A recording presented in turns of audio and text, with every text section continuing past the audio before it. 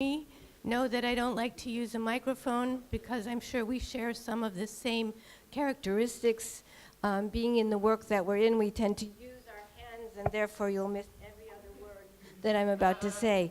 I'm very excited to be here, and I thank you. And there's a couple pieces of my presentation. I would like to call it a conversation about what we're doing, which really brings in, I think, all of the things that I've already heard today, but looking at all of the pieces that, unfortunately, of this extraordinary conference that I was not yet, or not able to participate in.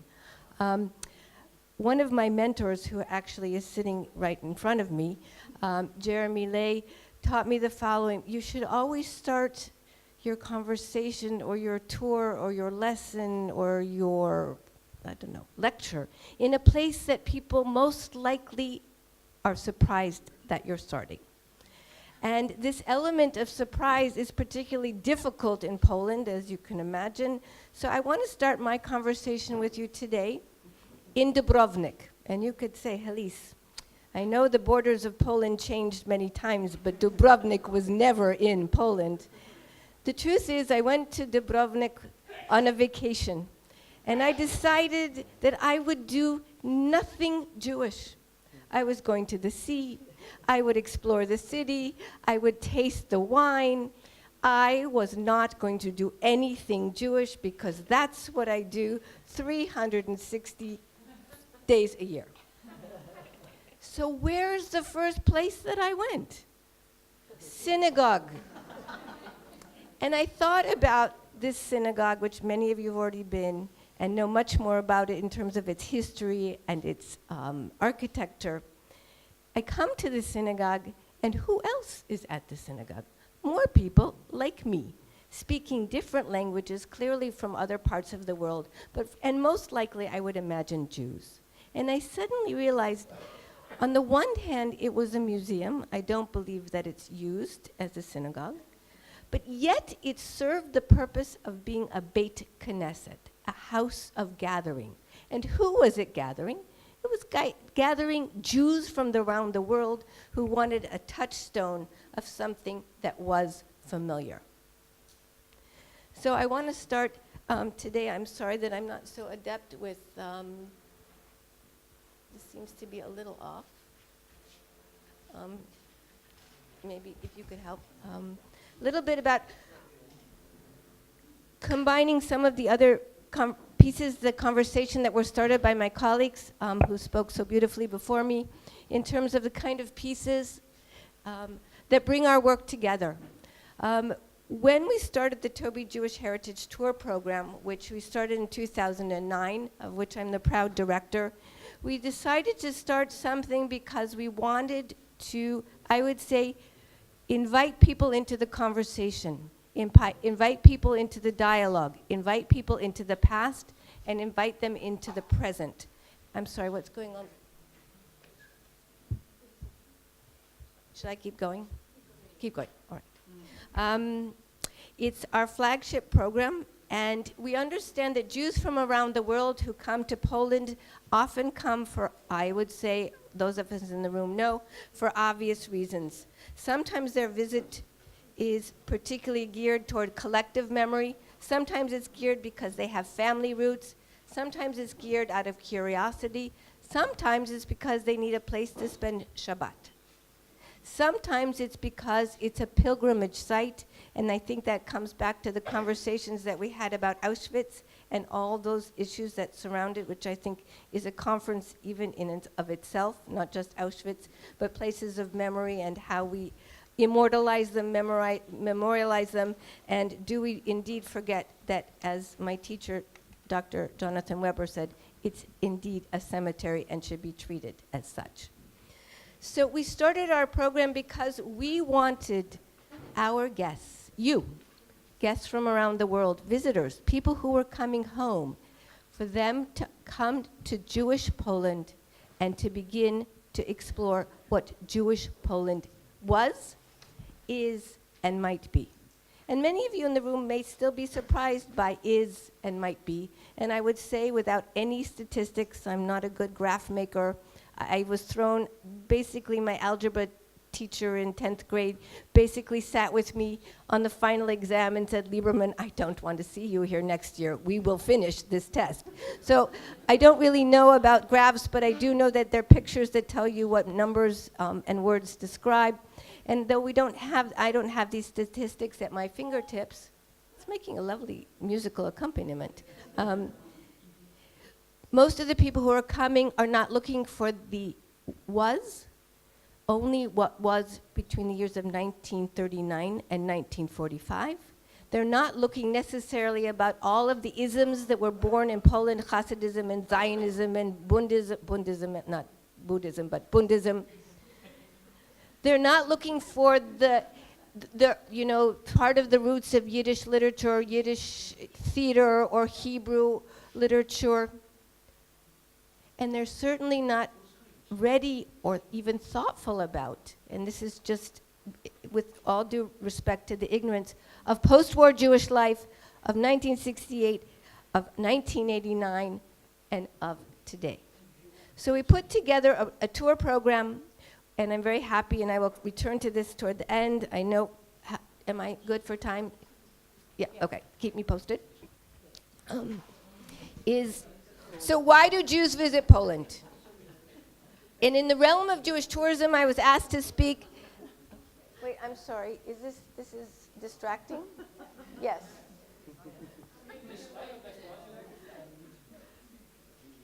Stop. Thank you. Oh, all right. Emil, will you stay there then? Thank you. Okay, thank you. Okay. May we return to the subject? I know. It's almost coffee break time. Those of you who follow me on Facebook know that coffee is a very important staple in my diet. So, why do visitors come?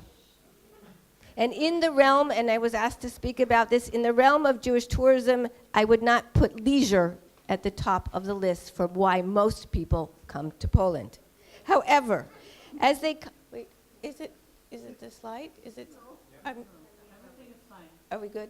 I'm going to watch your face to make sure that, okay. They please don't touch.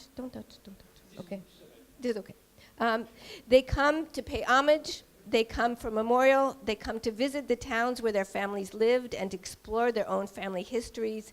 Some suddenly discovering that maybe they had an uncle or an aunt or a great uncle or a grandfather whom they never heard of, who they never knew what happened. Who am I? Where am I from? Suddenly become questions of the present, not relegated to the past. They learn more about East European Ashkenazi Jewish life and the culture that some of them carry, some of the nigunim that they carry, some of the songs, some of the traditions, some of the foods that they think are only theirs. Some come for academic research. Some come to challenge the paradigms of the past through architecture and through exhibits, whether they travel or stand still. Some come even to support or to participate in today's Jewish cultural and communal revival. Some come home. Whether they're a survivor from the Holocaust or they were forced or encouraged, I wouldn't say encouraged, forced to leave in 1968, what does it mean to come home, and what is home? Some come even with curiosity and no apprehension, which is absolutely extraordinary. And so what do they bring? I've been thinking a little bit about, I don't know those, I'm a schlepper. Anyone else is a schlepper? You know, to schlep? I had to teach my staff what schlep means. So, I mean, I don't speak Yiddish, so those of you who do, please forgive me if I make a perverse, not perverse, but bend the definition. Schlep really means to carry, but it has the connotation of a burden. Some means you schlep around because you're not very lively, and some means you're just carrying too much. So I discussed this with my young staff, who are both guides and educators and itinerary developers, and they said, that's what you do with all those bags that you bring to the office every day. Yes. So if you come with baggage, is it possible to leave with luggage? If you come with anxiety or anger, confusion, personal stories that are difficult, if you come with any of these ideas of paying interest, How can Jews live there? What is the present like? All of the issues of challenging, and we can have this conversation, I'm sure, in this room. Why, as I said, why do Jews live in Poland? What do we do? Who are we? Are we really the inheritors of Polish Jewish culture? And if not, where are those pieces of Polish Jewish culture and Polish Jewish tradition in the world? And can we create a partnership in which we are all whole? So if you come with these anxieties and you allow yourselves to be confused, you allow yourself to let the story be complicated, you allow yourself to grow in your interest and your thoughtfulness, sometimes you come to a place of relief, understanding, at least appreciating that there are conflicting narratives. Perhaps you add your own personal story and your own personal involvement, and what comes next. Next slide, thank you. So everyone has their own entry point. You all know this, whether you're directing a museum, whether you're writing a book, whether you're having a presentation. And I decided that in following my mentor, I would try very hard to surprise people, but I have to say that it's very difficult to surprise people often coming to Poland. And therefore, I, as an educator, guide, facilitator, whatever, we need to know a new phrase. I need to respect where people are. I was very excited. A group of Israeli educators came and they said, Helise, we'd like to go through the ghetto with you. And I was so excited. I was going to open their eyes. I was going to inspire them to think beyond the markers, beyond the Umschlagplatz. And I'm not at all denigrating the importance of these sites. And this was the question. Helise, where's the wall? And I went on with my presentation. And I finally realized it's my obligation to find a portal, a place, a space that's common enough that we can start to have the conversation about the past, the immediate past, the present, and the future. So we have to start where people are. We have to acknowledge family histories. We have to acknowledge negative stereotypes and the truth in which they may be based. We have to understand the lack of knowledge and the absence of historical context. And we have not to be afraid of presenting conflicting narratives. It's a very challenging place to be. But as we've all said, there are challenges. Are we allowed to say problems here? We're friends, colleagues, we can. There are challenges, there are problems, but there's input and I would say outcomes. What comes out of a journey? What comes out of a informal Jewish educational experience, which is in part, a journey, an educational experience, a classroom on wheels, therapy, daily therapy? What happens when people allow themselves, whether they're youth or university students, adults, they come as a group, they come as a family, they come as individuals, allow themselves to really explore? I was gratified, not only through our evaluation process that we do with every group, but in a kind of outgoing, conversations at the end of with a group, to hear the following. I was never really involved with Hillel, and I leave the campus off. And, my Jewish life, yeah, I'm Jewish, and it's fine. I'm okay. But coming to Poland and wandering through what was once the ghetto, through the Polin Museum, which narrates through eight galleries, 1,000 years of Polish Jewish history, of going to Khmelnyk and seeing an extraordinary glass bima, of walking into Auschwitz and out, of going to the Auschwitz Jewish Center and thinking about who was and who we are, celebrating Shabbat at the JCC in Krakow. This young man tells me on the way back to the train, we shared a train ride together, he said, I'm not the same Jew who came to Poland as I will be when I leave. We can move on. So what do we have in our toolbox? Do I have 3 more minutes? Yes. Okay. Well, we have many things in our toolbox. We have amazing publications that I'm very proud some of you have been part of and some of you will be part of. We have a field guide to Łódź. We're redoing the field guide to Warsaw and Krakow. This is now available online, but we're updating the guides thanks to the input of colleagues here in the room. We have a book called Deep Roots and New Branches, which narrates 21 stories of people involved in the Polish Jewish life, revival, Jewish history, a timeline of Jewish history. And our latest is a Shabbat kit. So when people come, I know it sounds funny, but it's really a tool. When people come to visit, we create a bag for them. You know, this is standard, you know, tour companies or tour initiatives create bags, and we even have name tags and so forth. We decided, what else do you need in your toolkit? Pens, a notebook. We decided if you were coming to Poland for Shabbat, you needed a kit. Maybe you weren't going to use it, but you needed to know that this was a place not only of the past and of memory, but of current Jewish life. And if you want to light the candles for Shabbat, or you want to use the Havdalah candle, which was made by a company that makes Christian votive candles, by the way, we're working on it, then that would be part of your Polish kit as well. But the other things in our toolbox, and some of you are in the room, there are scholars, there are academics, there are people who help us formulate our itineraries, there are people with whom our guests meet when they come, so they can hear a variety of voices and hear a variety of perspectives on what Polish Jewish history, Polish Jewish life, the challenges, and certainly today's challenges as well. We have preparation before in terms of these things, reading lists and films you might want to see and books you might want to see. Ruth, your book is number 1 on the list. Articles of relevance, places you've already been, whom you might want to meet. What else is in the toolbox?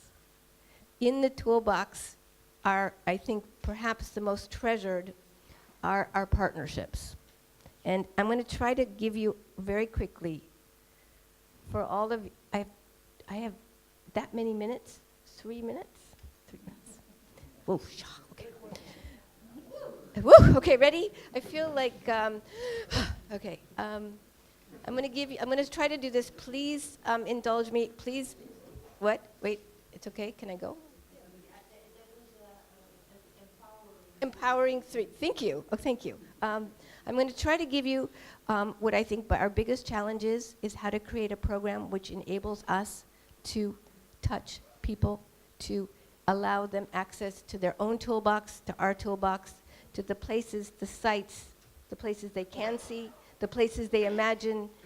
You come with visions in black and white, and if we're lucky, you leave with photos in color. Do you put yourself in the photo because you're part of the story, or do you take the photo, or do you collect photos, and maybe you do all 3? But the very important part, and I think it was said before, is we are part of this story as well. And if our visitors, whether in a museum or in the field or guiding at one of the most difficult places like Auschwitz or Birkenau, our guests need to know that we are part of the story too. So whether it's because I tell you who I am or where I'm from or why I do it, but I need to let you know why it's important to me. And if it was said earlier, I think by Tomek, if we don't remember why we're doing it, then it will be very hard for us to transmit and provide people with, I think, Jewish heritage education is really a transformative experience. And I know we know this word, and I'm sorry that we keep coming back to it, but I think it's true. So here goes my itinerary of the day for a group of people in the room, because you're coming to visit Poland. So you will come to Poland, and among the people that you will meet you will first read some articles by Ruth Ellen, if she's not there to meet you. It's an excellent preparation. You will then also meet my colleagues from the Theater and Emil. You will go to Lublin, and you will travel around Lublin, and you will go to Majdanek and the oldest cemetery, and you might go to Zamość with my colleagues from Rutka. You will then probably travel at some point to Krakow and to Auschwitz-Birkenau, and you will meet our colleague Tomasz Cebulski. You may run into my friend Svi Sperber, who's often there with groups, and maybe we'll have a conversation with his groups. Why are they here? And what are we doing? Who else will we see? We will meet people from the museum, and I will use my new colleague to represent the Pauline Museum. And toward the end, when you're ready to wrap up, you'll come to Krakow, and I hope you'll have an evening with Dr. Jonathan Weber and with Connie Weber, who are not only have a lot to add to the story, but are residents of Krakow and offer a very special perspective. And I think you would like to have a Shabbat dinner with Magda at the JCC. Let's go. I'm sorry, I regret that perhaps my PDF or PPT or LMNOQ didn't synchronize with what I had written on the paper or what I was saying. But I would just like to end with the following. I'm sorry that I'm late and I have to leave. I'm delighted to be here, and I hope we will all have the opportunity to meet again, and very grateful for this. Sitting on the plane, which we were told after half an hour was not allowed to fly out of Frankfurt, and I was thinking, this is the quintessential tourist story of, not getting where you're going on time. And I read an article with Bill Murray, for those of you who know, an American actor, and he said that his first expedition as a young man was to go climbing in Malaysia. And he ran into someone before he began his climb who said, keep in mind the imprint that the mountain and the climbing will have on you. And he writes, I was thinking the whole time before about the imprint that I would have on the mountain. And I think a lot of our work has to do with the kind of imprints that we make. And I'm not talking about carbon footprints.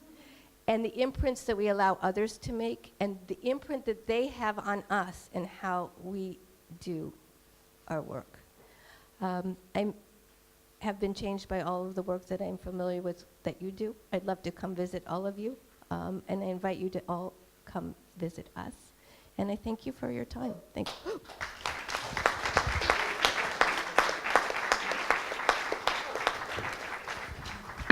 Thank you, Emil, for your technical support.